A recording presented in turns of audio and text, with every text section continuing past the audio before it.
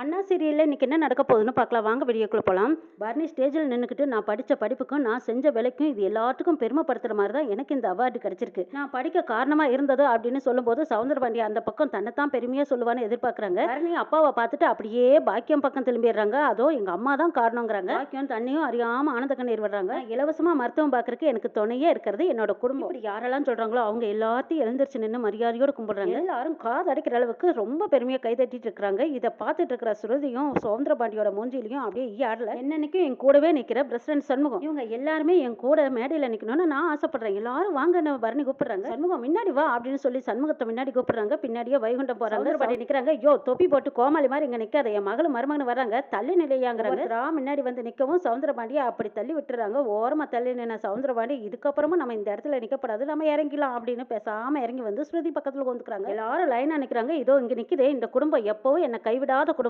இவங்க என் கூட இருக்கும்போது எனக்கு ரொம்ப பெருமையா இருக்கு. இந்த அவார்டை என் ஹஸ்பண்ட் கையால நான் வாங்கணும்னு ஆசைப்படுறேன். பரணி என்னது என் கையால இருக்குங்கிறாங்க. சண்முகம் நீ போட்டிருக்கிற ட்ரெஸ் மற்றவங்களுக்காக போட்டிருக்கிற ட்ரெஸ். என் ஹஸ்பண்ட் சண்முகம் எப்பவும் எந்த மாதிரி ட்ரெஸ்ல இருப்பியோ அந்த ட்ரெஸ்ல தான் நீ வரணும், அப்படிதான் நானும் ஆசைப்படுறேங்கிறாங்க.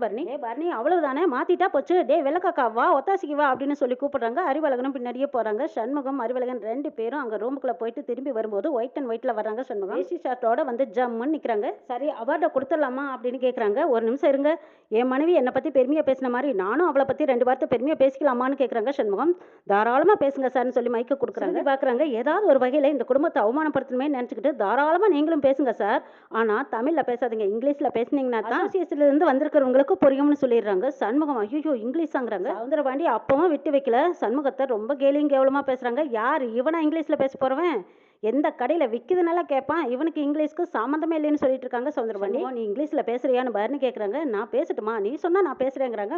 பேசுடாங்கிறாங்க பரணி.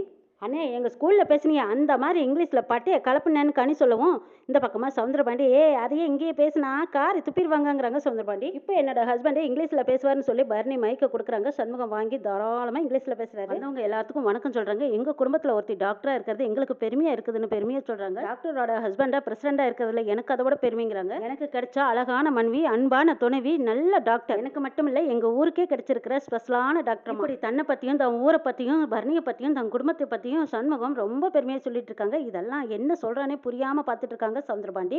பாக்கியம் ரொம்ப பெருமையா பார்த்துட்டு இருக்காங்க. எங்க அண்ணன் எந்த அளவுக்கு இங்கிலீஷ்ல பேசுதோ அப்படின்னு பிரமிப்போடும் பெருமையாவும் பாக்குறாங்க தங்கச்சிங்க 4 பேரும். இந்த குடும்பத்தை அவமானப்படுத்துறதுக்கும் அசிங்கப்படுத்துறதுக்காகவே இந்த குடும்பத்துக்குள்ள வந்தோம், ஆனா ஒருத்தருக்கு ஒருத்தர் விட்டு கொடுக்காம எப்படியெல்லாம் பெருமை அடிச்சிட்டு இருக்காங்கன்னு பாக்குறாங்க வெங்கடேஷ். என் மனைவி டாக்டரா இருந்தாலும் அவ தூக்கமோ சாப்பிடுற நேரமோ எதுவும் கிடையாது, உழைப்பு மட்டுமே உயிர்வா நினைக்கிறா. 24 மணி நேரமும் மக்களுக்காகவே சேவை செய்ய அவ காத்திருக்கா. எந்த ஒரு எமர்ஜென்சியா இருந்தாலும் நேரங்கால பார்க்காம என் மனைவி உதவுவா. பிரேக் கிடையாது, லீவு கிடையாது, அவளுக்கு கிடைச்சிக்கிற இந்த ப்ரமோஷன் தகுதியானதுங்கிறாங்க சண்முகம். சவுந்தரபாண்டி என் மகன் எப்படி இங்கிலீஷ்ல பொறிறான் பாத்தியா, என்னோட மருமகளை எப்படி பெருமையெல்லாம் சொல்லிட்டு இருக்கான்.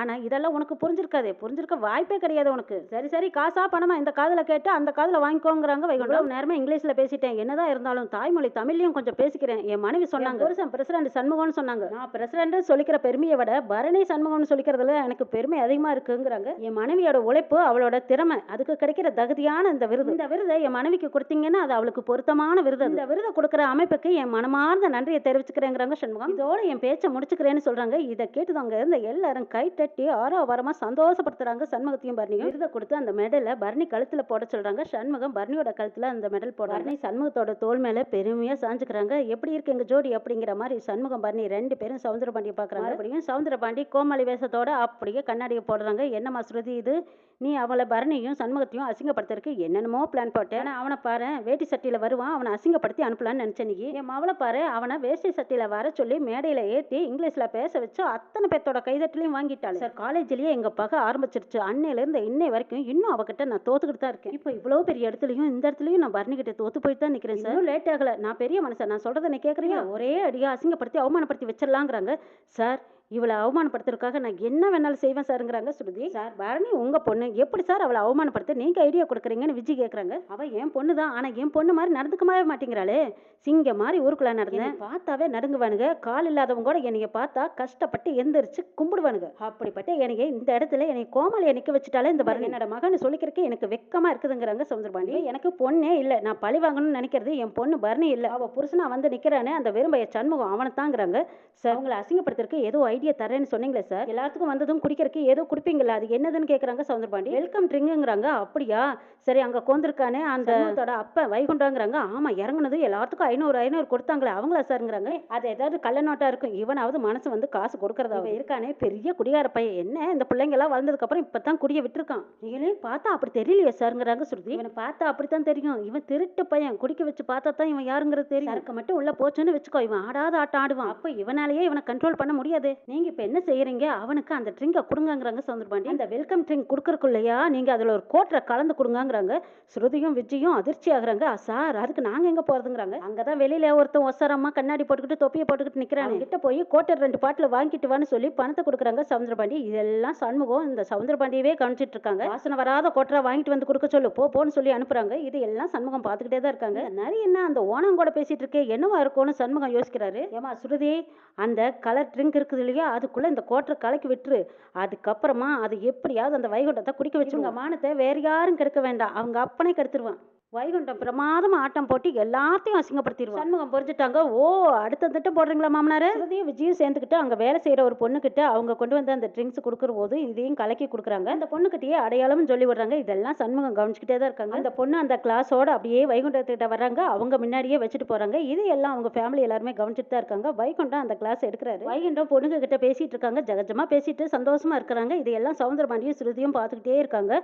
பாக்கியம் அங்க இருந்து இங்க வந்து சவுந்தரபாண்டி கிட்ட கொண்டிருக்காங்க. அடியே அங்க இருந்து இங்க எதுக்கடி வந்த, ஏன் உன் குடும்பத்தோடய கூத்தடிக்க வேண்டியதானே, நான் எங்க தான் கொண்டா உங்களுக்கு என்ன, ஏன் உங்களுக்கு என்ன வலிக்குதான், இங்க கோர்ட்டா இல்ல அங்க கோர்ட்டான்னு கேக்குறாங்க. வேண்டாம் வேண்டாம், இங்கேயே கோர், அங்க கூத்தடிக்கிறத இங்க இருந்தே பாரு. வைகுண்டம் ஒரு வழியா பேசிக்கிட்டே அந்த ஜூஸை குடிச்சிடுறாங்க. இந்த பக்கமா கொண்டிருக்கிற சவுந்தரபாண்டியும் ஸ்ருதியும் பார்த்து சந்தோஷப்படுறாங்க. ஆஹா, நம்ம நினைச்சது கொஞ்ச நேரத்தில் நடக்க போகுதுன்னு நினைக்கிறாங்க. சண்முகம், இந்த கோட்டை போட்டுக்கிட்டு அங்கிட்டும் திரும்ப முடியல இங்கிட்டும் திரும்ப முடியல, கழட்டிட்டுமான்னு கேக்குறாங்க.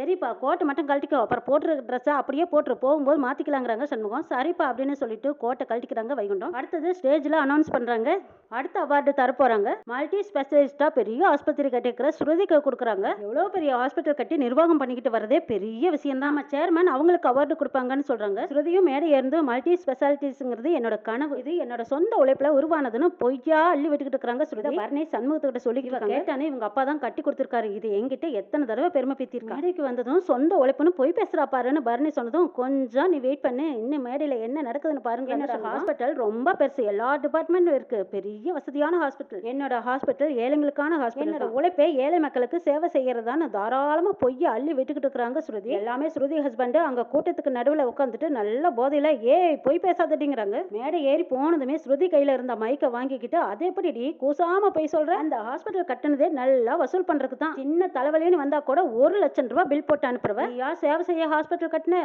நீ இப்ப சரியில்லை, மரியாதையா இறங்கு அப்படின்னு ஸ்ருதிக்கும் அவங்க ஹஸ்பண்ட் 2 பேரும் சண்டை போட்டுக்கிறாங்க. முடியாதடி அப்படின்னு சொல்லிட்டு இருக்கும்போது, சார் நீங்க கொஞ்சம் கீழே இறங்குங்க அப்படின்னு அங்க ஒரு அதிகாரி வந்து சொல்றாங்க. அட போய்யா, இவளா ஏழைங்களுக்கு வைத்தியம் பாக்குறவ, ஆனா இவளுக்கு அவார்டு எதுக்கு அவார்டு கொடுக்குறீங்க, இவளுக்கு வேணா வசூல் ராணின்னு நல்ல அவார்டு கொடுங்க, அந்த அவார்டு தான் இவளுக்கு பொருத்தமா இருக்கும், வேணா அப்படி ஒரு அவார்டை கொடுங்கன்னு சொல்லிட்டு ஸ்ருதியோட ஹஸ்பண்ட் ஸ்ருதியை நல்லா மூஞ்சில கறியை பூசி விடுறாங்க. கருணையை அசிங்கப்படுத்த நினைச்சோம், இப்ப நம்மளே அசிங்கப்பட்டு நிக்கிறோமே, அதுவும் நம்ம வீட்டுக்காரனாலேயே நம்ம அசிங்கப்பட்டுட்டோமே நினைக்கிறாங்க. சவுந்தரபாண்டியை நம்பி போனவங்களுக்கு இதுதான் கதைன்னு ஸ்ருதிக்கும் விஜய்க்கும் அப்பதான் புரியுது. முட்டா பையில இந்த வைகுண்டம் குடிக்கிற ஜூஸை இவன் குடிச்சிட்டான் போல இருக்கு, அவசரம் கொடுக்கப்பா அந்த பொண்ணு அசிங்கப்படுத்திட்டானேன்னு சவுந்தரபாண்டி பார்த்துக்கிட்டே இருக்காரு. தலை தூக்க முடியாத அளவுக்கு அசிங்கமும் கேவலமும் அந்த இடத்துல மெஞ்சி நிக்குது. இன்னும் என்னெல்லாம் நடக்க போகுதுங்கிறதையும் நாளை சொல்ல பார்க்கலாம்.